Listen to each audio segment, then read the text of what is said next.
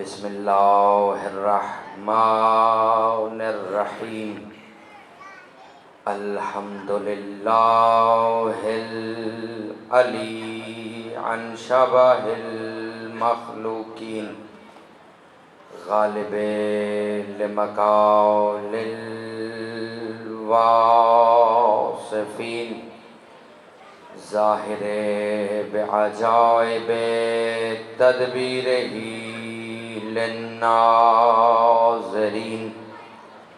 باطن بجلال عزتہ عن فکر المتوہمین الصلاۃ والسلام علی ارسلہ بالضیاء واختارہ من شجرۃ الانبیاء ومشکاۃ الضیاء امین وحیہ وختم رسلہ وبشیر رحمتہ ونذیر نقمتہ مولانا وحول الثقلین جد الحسن والحسین ابی القاسم محمد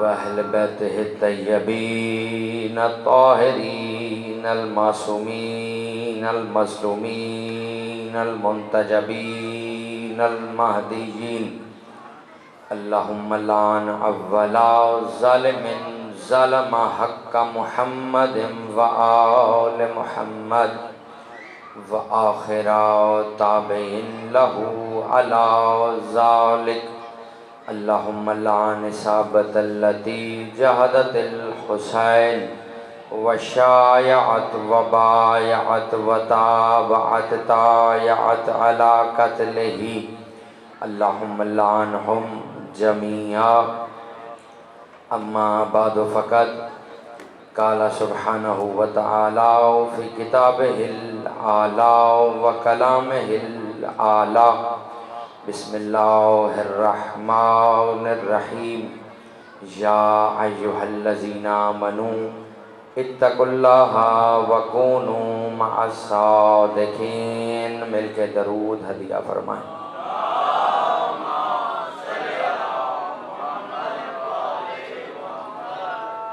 سب سے پہلے ملکہ خطابت کربلا کی بطول جگر گوشہ رسول وارثہ لہجہ الہی زینت وجہ کبریائی کاسرہ نخوت کارونی حاملہ منزلت کن فیکونی نائبۃ الزہراء و خلیفۃ الزہراء و ثانی زہرا جناب سیدہ زینب عالیہ صلوات اللہ علیہا کی خدمت عالی جناب میں اذن سخن کی درخواست پیش کرتا ہوں اور گزارش کرتا ہوں کہ حمد ہے اس اللہ کی۔ آمادہ ہیں؟ اچھا، اگر آپ تھوڑا سا قریب آ جائیں گے سارے، اور جو فرشتوں کے لیے جگہ چھوڑی ہے وہ اپنی جگہ خود بنا لیتے ہیں، تھوڑا سا آپ آگے آ جائیں گے تو میرے خیال سے ذرا بہتر ہو جائے گا ماحول ابتدا میں۔ حضور آپ بھی اگر تھوڑی سی زحمت فرمائیں، قریب آ جائیں۔ دیکھیں، ممبر کے قریب بیٹھنا جرم نہیں، ممبر پہ قبضہ کرنا جرم ہے۔ اور اسلام میں، بلکہ تاریخ اسلام میں، اسلام کے ساتھ سب سے بڑا ظلم یہ ہوا ہے کہ جنہیں ممبر کے قریب بیٹھنا چاہیے تھا انہیں ممبر سے دور کر دیا گیا، اور نتیجہ یہ نکلا کہ ممبر پہ وہ آ گئے جو گھر بٹھانے کے بھی لائق نہ تھے۔ سلامت رہیں۔ پہلا جملہ ہدیہ کرنے لگا ہوں اور یہی فیصلہ کرے گا کہ آپ نے کیا سننا ہے۔ حمد ہے اس اللہ کی کہ جس نے ہمیں وہ امام عطا کیے جو ہاتھ بڑھائیں تو رضائے پروردگار نازل ہو جاتی ہے۔ آپ سلامت رہیں۔ ہاتھ ہٹا لیں تو لعنت پروردگار پڑ جاتی۔ سلامت رہیں۔ کیا کہنے آپ کے، بس جتنی دیر آپ مجھے برداشت کریں گے گفتگو اتنی دیر ہوگی۔ تو پروردگار عالم اپنی لا ریب بے عیب کتاب میں ارشاد فرما رہا ہے، یا ایھا الذین آمنوا، اے وہ جو ایمان لے آئے ہو، اتقوا اللہ، اب ایمان لے آئے ہو تو تقوی اختیار کرو، وکونوا مع الصادقین، اور سچے بنانے کی کوشش نہ کرنا، آپ سلامت رہیں، سچوں کے ساتھ جڑنے کی کوشش کرنا۔ خدا نے یہ صرف آیت نہیں رکھی، بلکہ خدا نے اس میں اہل بیت کا قصیدہ رکھا ہے۔ سلامت رہیں، بس بغیر تمہید کے میں آغاز کر چکا ہوں، آپ جتنے ہیں میرے لیے کافی ہیں، کیونکہ تعداد معنی نہیں رکھتی، استعداد معنی رکھتی ہے۔ تو جتنا اچھا بولتے جائیں گے اتنا اچھا مولا عطا کرتے جائیں گے، اور آپ کے حصے کا رزق علم آپ کو ملتا جائے گا۔ یا ایھا الذین آمنوا، اے وہ جو ایمان لے آئے۔ آج کل ہر کوئی، بلکہ کچھ اس منبر پہ ہی ایسے آ گئے ہیں جنہوں نے 3 محراب سجا لیے ہیں، اور اگر انہیں کوئی یہ کہہ دے کہ بات مومن کی جائے تو وہ کہتے ہیں مومن چھوڑو، ہم تو مسلمان ہیں، اللہ تو یہ کہہ ہی نہیں رہا کہ مسلمان بنو۔ میں بات تو قرآن سے کر رہا ہوں، تھوڑا سا بیدار ہونا پڑا ہے کہ نہیں حضور؟ مجھے آپ پورے قرآن میں کوئی آیت دکھائیں جہاں یہ لکھا ہو یا ایھا الذین مسلمون، اے وہ جو اسلام لے آئے۔ خدا کہہ رہے ہیں یا ایھا الذین آمنو، اے وہ جو ایمان لے آئے ہو۔ اس کا مطلب خدا کلام بھی صاحب ایمان سے کرتا۔ میں نے کہا بار الہ، جب تیری نظر میں ایمان لے آنا، جسے تو کہہ رہا ہے ایمان لے آئے ہو، تو وہ کتنا بڑا مومن ہوگا۔ جب تو نے کہہ دیا اے وہ جو ایمان لے آئے ہو، تو یہ کافی تھا۔ اتقوا اللہ، تقوی اختیار کرو اللہ کے لیے۔ یہ شرط کیوں رکھی؟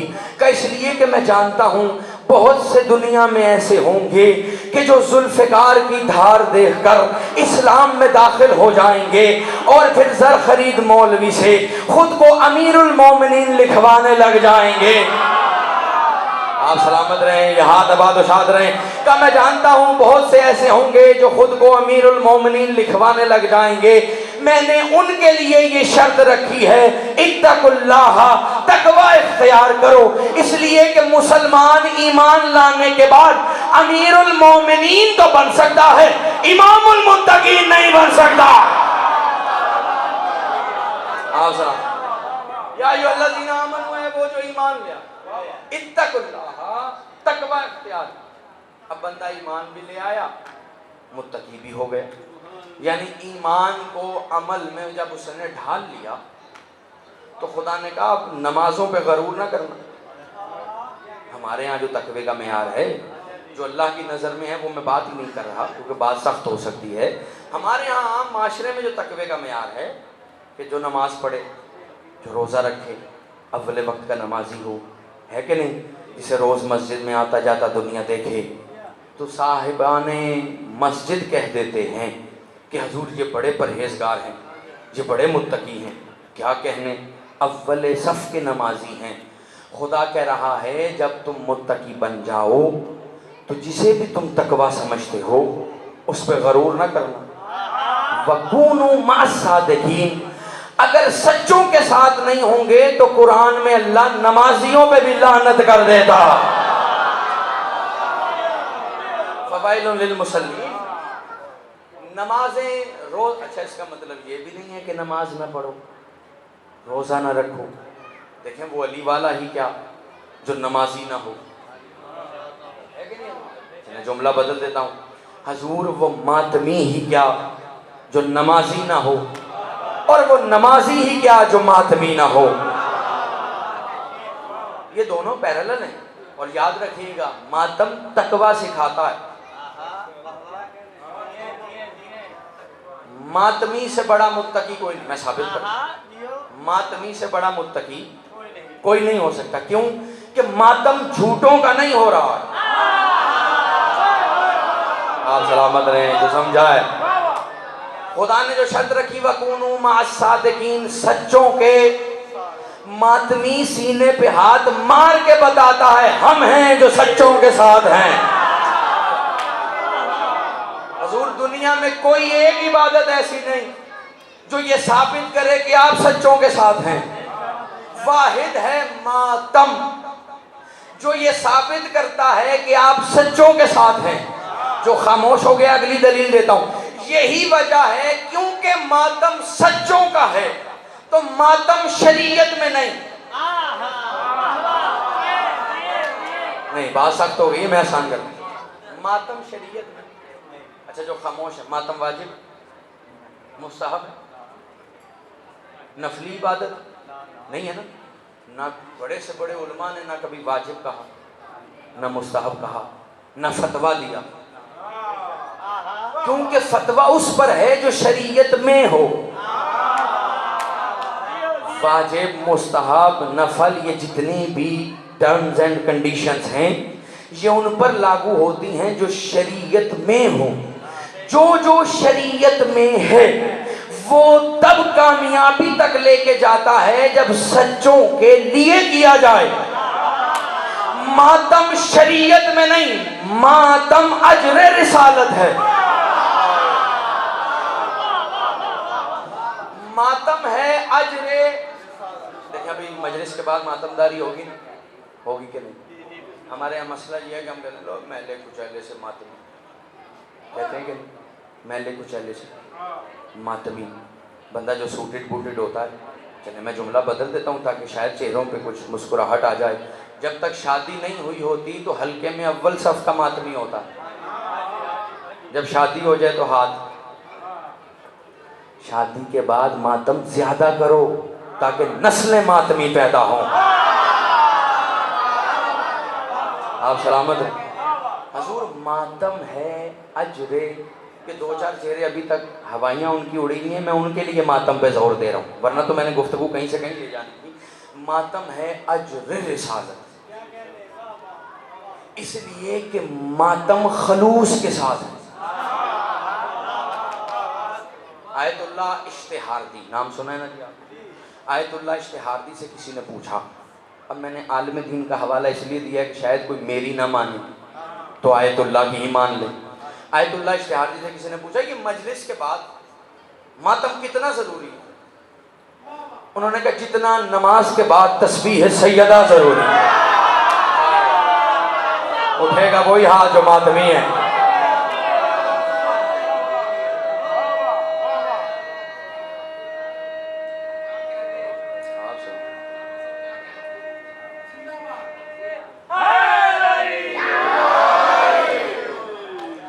مجلس کے بعد ماتم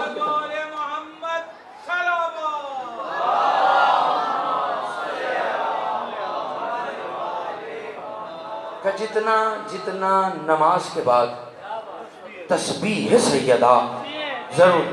اس نے کہا کیا مطلب کا تسبیح سیدہ نماز کا نقص دور کرتی ہے، ماتم مجلس کو اکمال پہ لے جاتا۔ ماتم مجلس کو اکمال پر، اس لیے کہ ماتم جھوٹوں کا نہیں ہے۔ دیکھیں میں نے تو کونوا مع صادقین کی عملی تفسیر دکھائی آپ۔ بھئی جو ماتمی صف میں کھڑا ہے وہ یا حسین کہہ رہا۔ چلیں میں اور آسان۔ خلوص والی عبادت وہ ہوتی ہے جس میں شیطان نہ ہو۔ دیکھیں آپ کیونکہ یہ ساتھ ہی مسجد ہے اس لیے میرا دل ہے کہ تھوڑی سی اچھی اچھی باتیں کر لی جائیں، کیونکہ جوان بیٹھے ہیں، نسلوں کی ذمہ داری اس منبر پہ ہوتی ہے تو پتہ تو چلے نا۔ خلوص والی عبادت وہ ہوتی ہے جس میں شیطان نہ ہو، اسے کہتے ہیں اجر رسالت۔ میں بھی دلیل دوں، جس میں بھی شیطان آ جائے یا شائبہ آ جائے نہ وہ اس میں خلوص رہتا ہے نہ وہ اجر رسالت ہو سکتا۔ میں دلیل دینے لگا۔ آپ مصلی عبادت پر چاہے وضو کی جگہ غسل واجبی کر کے کھڑے ہو جائیں، ذہن میں خیال آ جاتا ہے، آتا ہے کہ نہیں؟ کبھی بچوں کا خیال، کبھی سیلری کا خیال کہ اکاؤنٹ میں ابھی تک میسج نہیں آیا، پتہ نہیں آئی ہے کہ نہیں آئی، اگر مغرب کی پڑھ رہا ہے تو دودھ کا خیال کہ بیوی کا فون آیا تھا، گھر دودھ لے کے آتا ہے کہ نہیں؟ اور نماز میں اکثر لوگوں کو ہم نے یہ کہتے سنا ہے، ہم سے ہی کہہ رہے ہوتے ہیں حضور کمال ہے، مصلی پر وہ بات یاد آ جاتی ہے جو پورے دن میں کبھی یاد نہیں آتی۔ تو یہ جو یاد آ رہی ہے، کیا یہ قرآن لا رہا ہے یا شیطان لا رہا ہے؟ آتا ہے کہ نہیں؟ بھئی شکیات نماز لفظ تو سنا ہوا ہی ہوگا اگر نہیں پڑھی کبھی کسی نے۔ شکیات نماز کیوں ہے کہ اگر شک ہو جائے کہ رکوع کیا ہے کہ نہیں، سجدے 2 سے 3 ہو گئے ہیں کہ نہیں، تبھی وہ شکیات نماز ہے نا۔ شک کیوں آتا ہے؟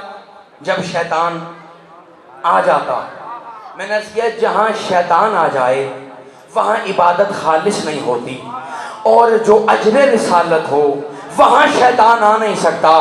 میرا پوری دنیا کو چیلنج ہے، کائنات میں 2 ہی عبادتیں ایسی ہیں جہاں پر شیطان کا نہ شائبہ آتا ہے نہ شیطان آتا ہے۔ پہلی عبادت ہے یہ فرش عزا، دوسری عبادت ہے ماتم حسین، جہاں نہ شیطان آتا ہے نہ شائبہ شیطان آتا ہے۔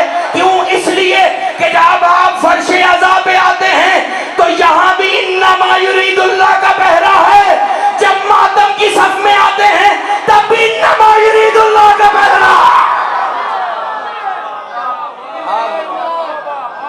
فرش عزا پر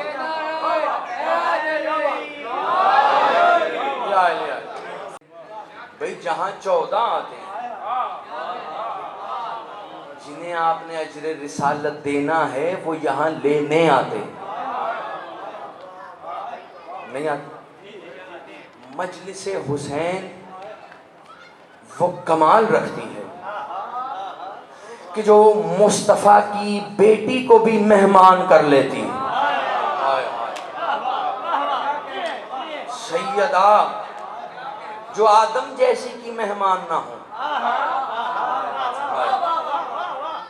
نبوتوں کی مہمان نہیں ہوتی سیدہ، عزادار کی ہوتی ہے، ماتمدار کی ہوتی ہے۔ چلیں مجھے پتہ ہے میرے جملے پہ نہیں بولیں گے، علامہ ہاشم بہرانی، کتنا بڑا نام۔ ان سے کسی نے پوچھا کائنات کا سب سے بڑا منصب کیا؟ انہوں نے کہا کائنات کا سب سے بڑا منصب ہے حسین کا عزادار ہونا۔ پہاڑ جتنا نام ہے۔ علامہ ہاشم بہرانی کہتے ہیں کائنات کا سب سے بڑا منصب ہے حسین کا عزادار ہونا۔ اب وہ بندہ کوئی دنیا دار تھا، اس نے کہا مولوی ہیں، مولویوں جیسی باتیں کر یہ سی ایم ہو جانا، پی ایم ہو جانا، پنجاب کے ابو ہو جانا، پنجاب کی اماں ہو جانا، کیا یہ منصب نہیں؟ پاکستان کے ابو ہو جانا کر لیتے ہیں بھئی، سی ایم پی ایم لگ جانا، وزیر ہو جانا، بادشاہ ہو جانا، سلطان ہو جانا، شاہ ہو جانا، کیا یہ منصب نہیں؟ علامہ ہاشم بہرانی نے اس کی طرف دیکھا، تیرے نزدیک جو بھی سب سے بڑا منصب ہے وہ حسین کے ماتمی عزادار کا مقابلہ نہیں کر سکتا۔ کہ آپ کے پاس دلیل کیا ہے؟ کہ اس سے بڑی دلیل کہاں سے لاؤں؟ کائنات کے کسی منصب میں یہ طاقت نہیں کہ مصطفیٰ کی بیٹی کو اپنے گھر بلا سکے۔ واحد ہے حسین کا عزادار، فرش عزا بچھاتا ہے، مصطفیٰ کی بیٹی مہمان ہونے آ جاتی ہے۔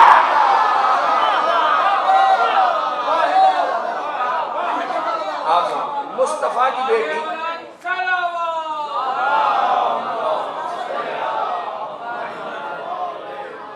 بات پہنچ رہی ہے حضور؟ ہاں سلام۔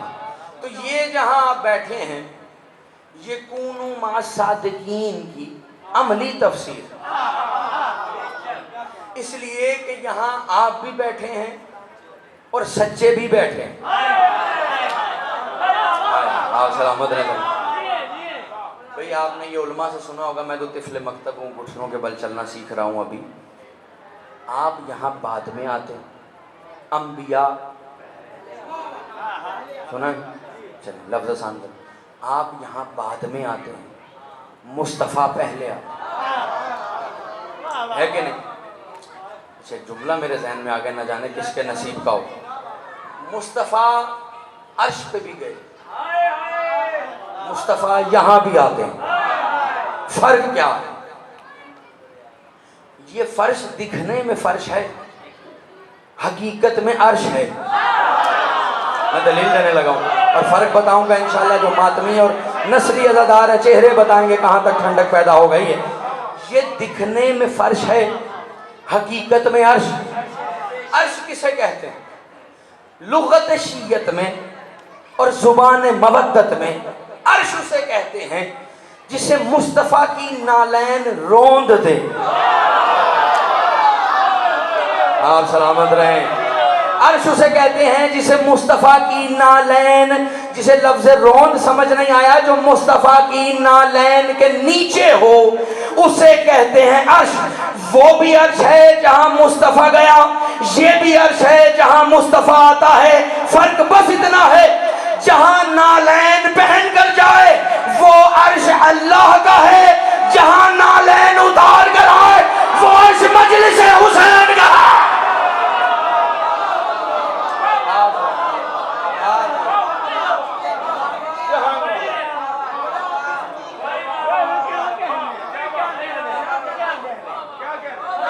بات پہنچ رہی آپ کے گاڑی، جہاں نالین پہن کر جائے سرکار، جہاں مصطفیٰ نالین سمیت جا رہے ہیں وہ عرش الہی ہے سرکار۔ چلیں جو خاموش ہیں، نہیں گئے نالین پہن، جوتیاں پہن کر مصطفیٰ گئے عرش۔ کیا پہن کر؟ یہ جوتی بنتی ہے چمڑے سے، چمڑا ویسے ہے نجس ہے سرکار، ہے کہ نہیں؟ آپ سلامت رہیں۔ جو بزرگوں نے تائید فرما دی ہے، جو نہیں سمجھا میں اس کے لیے آسان کرتا ہوں۔ مصطفیٰ نے جو نالین پہنی ہوئی ہے وہ ہے چمڑے کی۔ اب کیونکہ وہ نالین مصطفیٰ کے پاؤں میں ہے تو اتنی پاک ہے کہ وہاں جا رہی ہے جہاں جبرائیل نہیں جاتا۔ آپ سلامت رہیں۔ کیا کہنے، جملہ میں نے اب کہنا، اور ماتمی چہرے یقیناً چہروں پر سجائیں گے کہ سینے میں کتنی ٹھنڈک پڑ گئی ہے۔ وہ نالین اتنی پاک ہے کہ وہاں جاتی ہے جہاں جبرائیل نہیں جاتا، وہاں جاتی ہے جہاں کعبہ قوسین ہے، وہاں جاتی ہے جہاں ادنا کی صدا بلند ہو رہی ہے۔ اب اس فرش اور اس عرش کا اندازہ گھر جا کر خود ہی لگا لینا۔ مصطفیٰ کی نالین اتنی پاک ہے کہ کعبہ قوسین تک جاتی ہے۔ اللہ جانے یہ عرش کتنا پاک ہے کہ مصطفیٰ یہاں نالین اتار کے آتا۔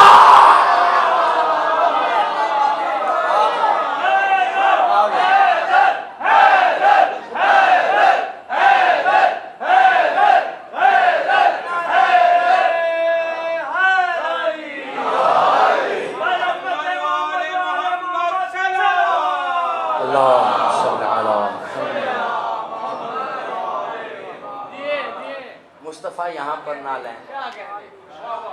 اچھا کچھ چہرے نا پریشان ہوں، اور جنہوں نے ہاتھ باندھے ہیں ان سے ہاتھ میں باندھ کے اپیل کر رہا ہوں، ہماری تو ہاتھ باندھ کے واجب نہیں ہوتی، یہ تو اجر رسالت کی نماز ادا ہو رہی ہے کہ نہیں حضور؟ کیونکہ ہم نے مانا انہیں ہے جو ہاتھ کھلواتے ہیں، بندھواتے نہیں۔ اور سرکار جنہوں نے ان کے ہاتھ باندھے ہیں اللہ قیامت تک کھلنے بھی نہیں دے رہا ہے۔ مصطفیٰ نے جو نالین پہنے، مولا گواہیں، وہاں جب میں بیٹھا تھا میرے ذہن میں بالکل نہیں تھا میں نے کیا پڑھنا، یہ بس کچھ چہرے ہیں جو پڑھوا رہے ہیں اور میں آپ کو تحفتاً ہدیہ کیے جا رہا ہوں۔ مصطفیٰ نے جو نالین پہنے، اب کونوں ما صادقین سمجھے گا خدا رہا، مصطفیٰ نے جو نالین پہنے وہ گئی کعبہ قوسین، آودنا تک، حجاب اللہ تک۔ اچھا وہاں آپ کیا سمجھتے ہیں، کوئی پردہ لٹکا ہوا تھا؟ پریشان ہو، حضرت ادریس نے کوئی پردہ سیا تھا جو اللہ نے وہاں لٹکا لیا تھا؟ وہ پردہ بھی اتنا ہی پاک تھا جتنا اللہ پاک ہے۔ اللہ پاک ہے کہ نہیں؟ اور یہ تو لفظوں کی غربت ہے کہ اللہ کے ساتھ پاک لگایا جا رہا ہے، ورنہ اللہ ہے ہی اللہ۔ جتنا اللہ پاک ہے اتنے ہی آل محمد پاک ہے کہ نہیں حضور؟ تو وہ جو اللہ جتنا پاک ہے، مصطفیٰ جو اس کے پاؤں کے نیچے ہے وہ کم از کم کعبہ کوسین تک جاتا ہے۔ اب گھر جا کے سوچنا، جوتی ہے پاؤں کے نیچے، پاؤں ہیں ٹانگوں کے نیچے، ٹانگیں ہیں شکم کے نیچے، شکم ہے صدر کے نیچے، صدر ہے شانوں کے نیچے، جو پاؤں کے نیچے ہے وہ تو کم از کم کعبہ کوسین تک جا رہا ہے، اللہ جانے وہ کہاں تک جا رہا ہے جو مصطفیٰ کے شانوں پہ بلند ہو گیا۔ آپ سلام وہ کہاں آپ سلام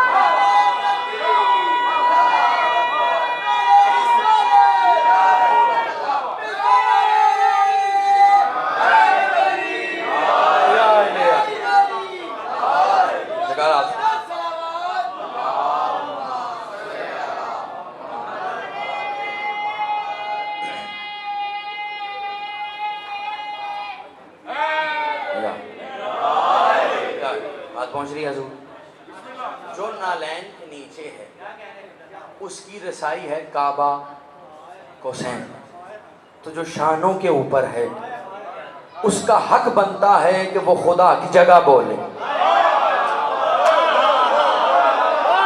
آپ سلامت رہیں، جو سمجھا ہے میں پوری مجلس ایک جملے میں پڑھ گیا ہوں۔ آپ بھی سرکار آپ سلام بھائی، حجاب کے اندر، حجاب کے اگر میں اس کی ویسے تفسیر کروں نا جیسے میں کرتا ہوں تو مجھے پتا ہے پھر کیا ہوگا، لیکن میں ویسے کر رہا ہوں تاکہ آپ بھی سمجھیں اور بچے بھی سمجھیں۔ حجاب کے اندر اللہ تو نہیں تھا نا، جو پریشان ہو گئے ہیں۔ اچھا جو کہہ رہے ہیں اللہ تھا تو وہ اللہ ہی نہیں، جو یہاں ہو اور وہاں نہ ہو، تو کوئی تو تھا جو خدا نہیں تھا مگر مقام الوہیت پہ تھا۔ اللہ نے مہمان بلایا ہے مصطفیٰ، تو وہ میزبان اچھا نہیں جانا جاتا جو مہمان کو بلائے اور خود ہو ہی نہ، ہے کہ نہیں حضور؟ معراج پر مصطفیٰ بطور مہمان گئے، تو اب کوئی ایسا میزبان چاہیے کہ مصطفیٰ کی جو میزبانی ویسے کرے جیسے اللہ۔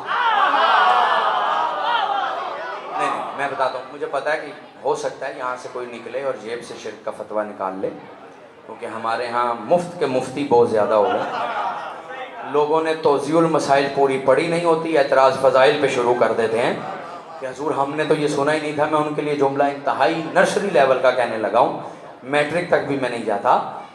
پردے کے اندر کوئی ایسا چاہیے تھا کہ جو میزبانی کرے۔ اب علی اندر کیوں ہے کہ نہیں حضور؟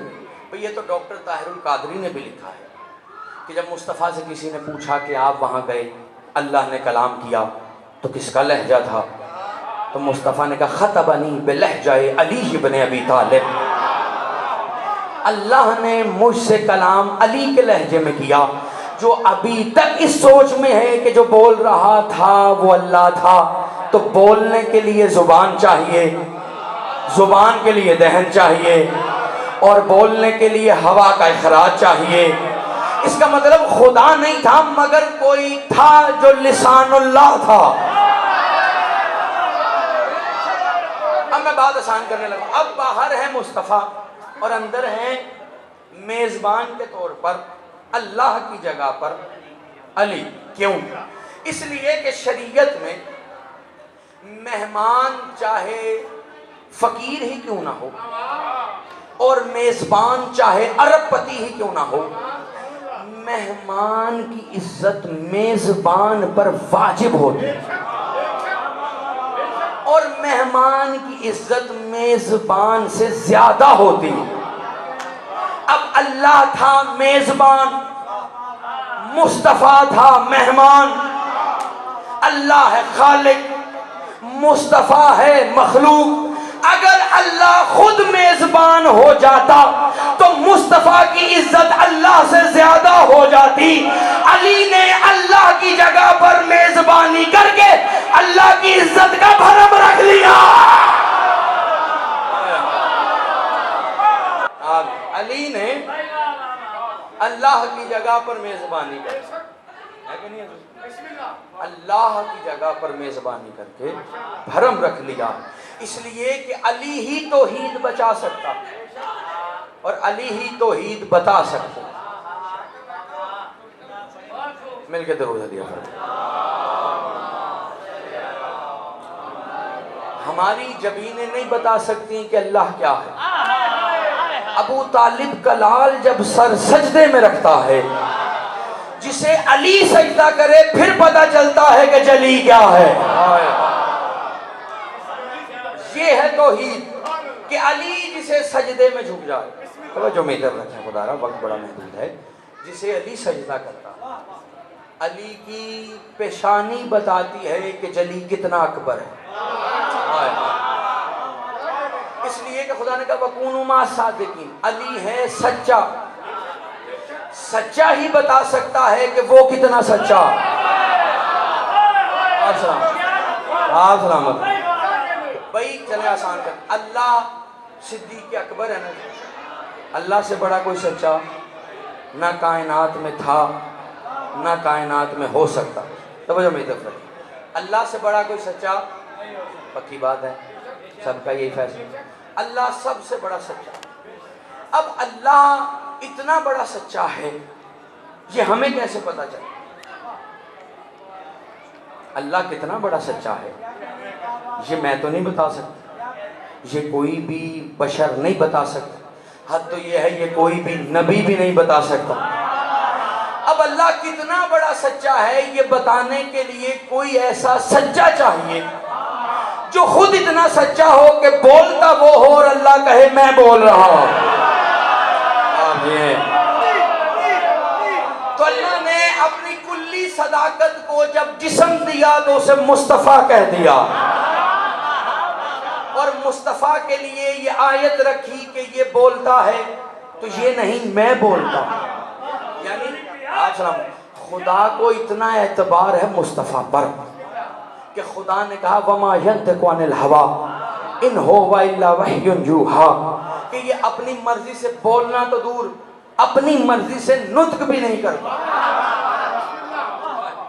دیکھیں نطق بولنا نہیں ہوتا، نطق آپ کے جسم کی ہر حرکت ہوتی ہے. یعنی صرف بولنا نہیں، وہ ارادہ جو آپ کریں کسی عمل کا اسے کہتے ہیں نطق. یعنی خدا نے مصطفیٰ کو اتنا صدیق اکبر بنایا ہے کہ خدا نے کہا یہ جو بھی کرتا ہے یہ تھوڑی کرتا ہے. توجہ رکھیں، یا آ جاؤں مسائل کی طرف اگر آپ کا ارادہ بنا ہے. یہ جو بھی کرتا ہے وہ یہ تھوڑی کرتا ہے، وہ میں کرتا ہوں. اب اللہ نے اپنی صداقت کو مجسم کر کے مصطفیٰ بنا دیا. اس کا مطلب کونوا مع الصادقین میں پہلا ہے مصطفیٰ. آپ سلامت ہے کہ نہیں حضور؟ کونوا مع الصادقین میں جو پہلا ہے، جو نظر آتا ہے، بعد از خدا بزرگ تو ہی قصہ مختصر، جو نظر آتا ہے وہ ہے مصطفیٰ. اب مصطفیٰ کے بعد بھی کوئی ایسا ہی سچا چاہیے جیسا مصطفیٰ. بھئی کونوا مع الصادقین میں مصطفیٰ کے بعد ایسا ہی صدیق اکبر چاہیے. چلیں میں آسان کرتا. مصطفیٰ اتنا بڑا سچا ہے کہ مصطفیٰ کے پسینے کے قطروں کو بھی اللہ نے سچا بنایا. حضرت آدم مصطفیٰ کے پسینے کا قطرہ، حضرت نوح پسینے کا. توجہ میں طرف رکھیں گے تو بات سمجھ میں آئے گی. حضرت آدم کیا ہے جی مصطفیٰ کے پسینے کا؟ حضرت آدم سچے ہیں یا نہیں؟ ہے نا جی. یعنی مصطفیٰ کو اتنا سچا بنایا ہے کہ پسینے کے ایک ایک قطرے کو اتنا سچا بنایا کہ اللہ نے علیہ السلام کہا. مصطفیٰ کے پسینے کے ایک ایک قطرے کو اتنا سچا، اتنا کامل بنایا کہ اللہ نے علیہ السلام کہا. جاگنا. اب مصطفیٰ کے پسینے کا قطرہ علیہ السلام ہے تو مصطفیٰ کے بعد بھی کوئی ایسا سچا چاہیے کہ جو مصطفیٰ کے معیار پہ سچا ہو. خدا کی قسم دنیا کو مصطفیٰ کے بعد مصطفیٰ کے معیار کا سچا نظر ہی نہ آتا. اگر کربلا میں حسین ابن علی نہ آتا، اللہ نے مصطفیٰ کے پسینے کے قطروں کو سجا بنا کر علیہ السلام کر دیا ہے۔ حسین نے کربلا میں آ کر اپنے ہر صحابی کو علیہ السلام کر دیا۔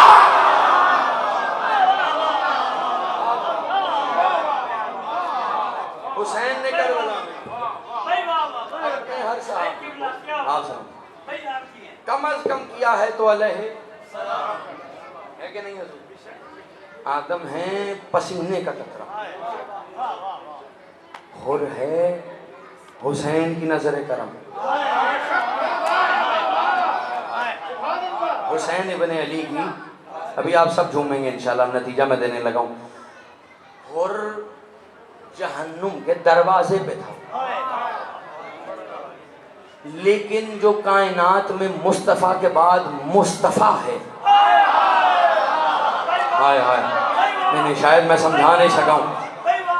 اولونا محمد، اوسطونا محمد، و آخرونا محمد، و کلونا۔ اس پوری حدیث میں مصطفیٰ نے یہ نہیں کہا میرے بعد میرے جیسے ہیں، اس پوری حدیث میں یہ پہلا بھی محمد، اوسط بھی محمد، آخر بھی محمد، کل کے کل محمد ہیں۔ یہی تو ہم دنیا کو سمجھانا چاہتے ہیں۔ ہم نے مصطفیٰ کے بعد مصطفیٰ جیسوں کو نہیں مانا، ہم نے محمد کے بعد بھی بس محمد کو مانا ہے۔ ہم نے محمد کے بعد بس محمد۔ اب کیونکہ پہلے محمد کے پسینے کا قطرہ علیہ السلام، تو اب جو کربلا کا محمد ہے اس نے اس پہ نظر کرم کی جو فرشتہ نہیں، جو ہے خطا کار، جو ہے جہنم کے دروازے پر، لیکن کیونکہ مصطفیٰ کی نظر کرم ہے، حسین منی وانا من الحسین، کیونکہ مصطفیٰ کی نظر کرم ہے تو اب حر ہو گیا ہے علیہ السلام۔ جملہ میں نے اب کہنا، کیونکہ حسین نے نظر کرم کر دی ہے تو اب حر نبوتوں سے اعلیٰ ہو گیا۔ میں دلیل رکھتا ہوں، اب حر کا مقابلہ نہ آدم کر سکتے ہیں، نہ موسیٰ کر سکتے ہیں، نہ عیسیٰ کر سکتے ہیں، نہ یعقوب کر سکتے ہیں، نہ یوسف کر سکتے ہیں۔ دلیل کیا ہے؟ بے شک آدم بھی علیہ السلام ہیں، موسیٰ بھی علیہ السلام ہیں، عیسیٰ بھی علیہ السلام ہیں، حر بھی علیہ السلام ہیں، لیکن کوئی بھی بڑے سے بڑا علیہ السلام حسین کی نظر کرم حر کا مقابلہ نہیں کر سکتا۔ کیوں؟ اس لیے کہ کسی بھی علیہ السلام کی پیشانی پر رومال سیدہ نہیں ہے۔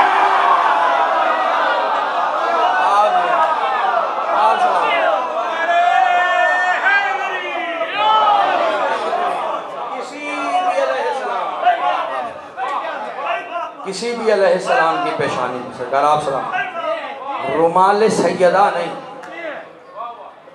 ایک ہے حر، جسے حسین نے ایسا حر کیا ہے، اتنا آزاد کر دیا ہے کہ رومال سیدہ آ گیا۔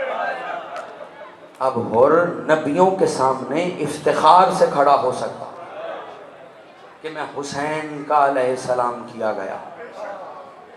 آپ سلامت رہیں۔ بس آج بھی ایک محمد کا جنازہ برآمد ہے، اس کی ہائے بلند ہو گئی ہے، سیدہ کوئی غم نہ دے۔ یہ سوچ کر رو لیجئے گا کہ آج آپ کی آنکھوں کی طرف ایک نہیں 2 فاطماؤں کے رومال بڑھیں گے۔ ایک وہ جو جنت البقیع کی فاطمہ، اور ایک وہ جو رضا رضا کہتے فاران کی چوٹیوں میں ماری گئی۔ اجرکم اللہ۔ بس 2 سے 3 جملے اور بات تمام کرنے لگا ہوں، کیونکہ مجھے پتہ ہے ماتمی سنگتیں بھی آ گئی ہیں۔ معصومہ ایک قوم، نام ہے فاطمہ۔ جملہ میرے ذہن میں آ گیا، جو نہیں رو سکا اس کے لیے ہدیہ کرنے لگا ہوں۔ امت نے مصطفیٰ کے گھرانے کی ہر فاطمہ کو بہت مارا۔ خدا کے قسم ماتم کے لیے جملہ کافی تھا۔ امت نے لحاظ نہیں کیا کہ کوئی 18 سال کی فاطمہ ہے یا 4 سال کی فاطمہ. جن کے گھروں میں بہنیں ہیں وہ اس درد کو محسوس کریں گے. 4 بہنیں ایسی ہیں کہ مقتل کہتا ہے جنہیں اپنے بھائیوں سے عجب ہی رشتہ، عجب ہی تعلق، عجب ہی عشق تھا. پہلی کا نام ہے زینب، جس نے اپنے حق مہر میں حسین کی زیارت لکھوائی. مقتل کہتا ہے وہ بہن جس نے حق مہر میں حسین کی زیارت لکھوائی تھی، جب وہ 11 محرم کو اپنے بھائی کے لاشے پہ آئی ہے، تڑپ کر کہتی ہے کیا تو ہی ماں جایا حسین ہے جسے مصطفیٰ اپنے شانوں میں بلند کیا کرتا تھا. دوسری بہن کا نام ہے سغرا، جو اکبر کی جدائی میں ماری گئی. تیسری بہن کا نام ہے سکینہ، جس کی ہائے بلند ہوئی ہے بی بی رباب اسے کوئی غم نہ دیں. جو نہیں سمجھ سکا میں اس کے لیے بات آسان کرنے لگا ہوں. سکینہ نے عباس سے کبھی اپنی پیاس کا شکوہ نہیں کیا. مقتل کہتا ہے 10 محرم تک یہی کہتی رہی امو عباس پانی لے آؤ کہ میرا اصغر بہت پیاسا. چوتھی بہن کا نام ہے معصومہ قوم. جو نہیں رو سکا اس کے لیے جملہ کہوں، یہ وہ بی بی ہے جسے زینب الرضا کہا جاتا، یعنی جو حسین کے لیے زینب ہے وہی رضا کے لیے معصومہ قوم ہے. ایک دفعہ ظالموں نے امام رضا کے گھر میں آگ لگائی. میں اس یقین سے پڑھ رہا ہوں کہ نسلی عزادار میرے سامنے بیٹھے ہیں. صرف 2 جملوں کی زحمت ہے اور بات تمام کرنے لگا ہوں.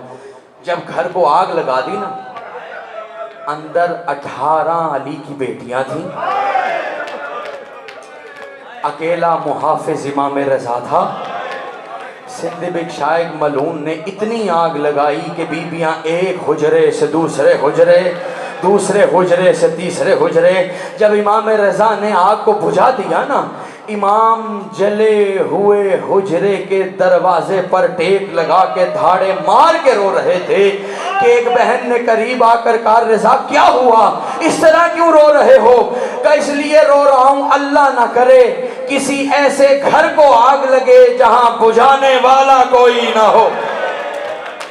جو نہیں سمجھا میں اگلا جملہ پڑھ دیتا ہوں. ایسے گھر کو آگ نہ لگے جہاں بجھانے والا کوئی نہ ہو. کہا رضا کہنا کیا چاہتے ہو؟ کہا میں رو اس بات پہ رہا ہوں میرے گھر میں آگ لگی ہے تو میں نے بجھانے کے لیے کوشش کی ہے. ہائے شام غریبا، جب ظالم آگ لگا رہے تھے علی کی بیٹیاں کبھی ایک خیمے میں کبھی دوسرے خیمے میں یہی کہہ رہی تھی عباس ہماری مدد کو.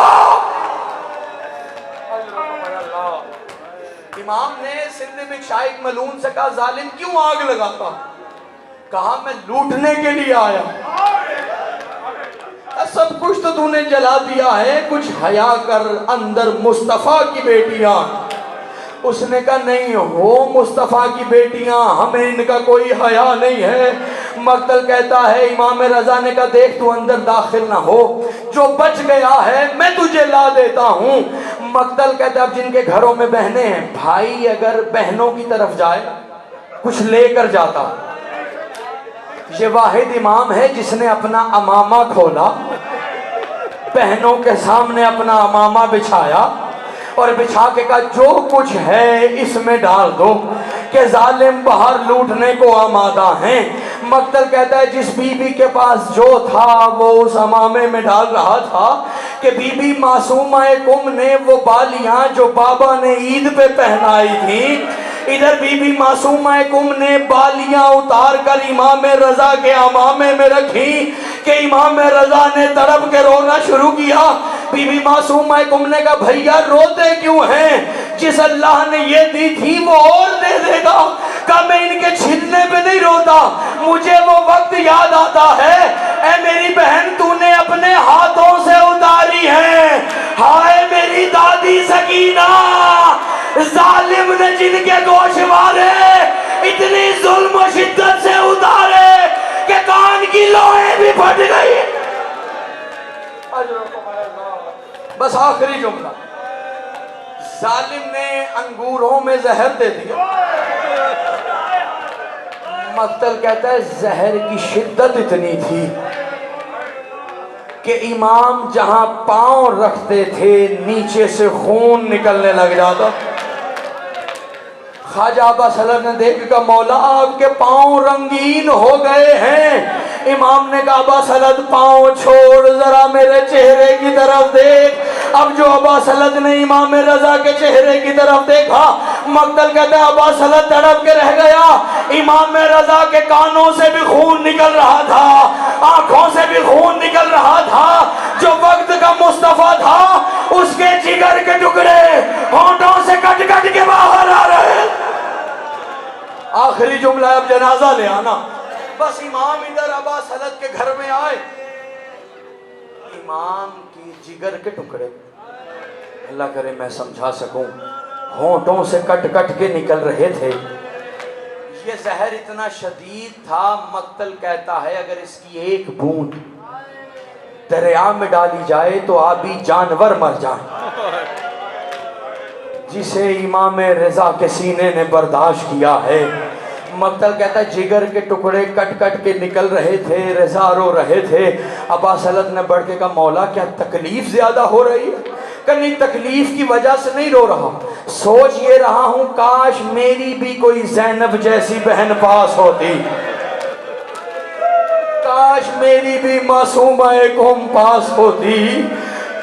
اب مولا نے وصیتیں کرنا شروع کی. کہا ابا سلط دیکھ میرے کفن کی کوشش نہ کرنا, میرے غسل دینے کی صحیح نہ کرنا, مجھے غسل و کفن میرا بیٹا مدینے سے آ کر دے گا. مقتل کہتا ہے مدینے سے امام تقی باعجاز امامت خراسان پہنچے. امام نے غسل بھی دیا, امام نے کفن بھی دیا, جنازہ بھی بلند ہوا.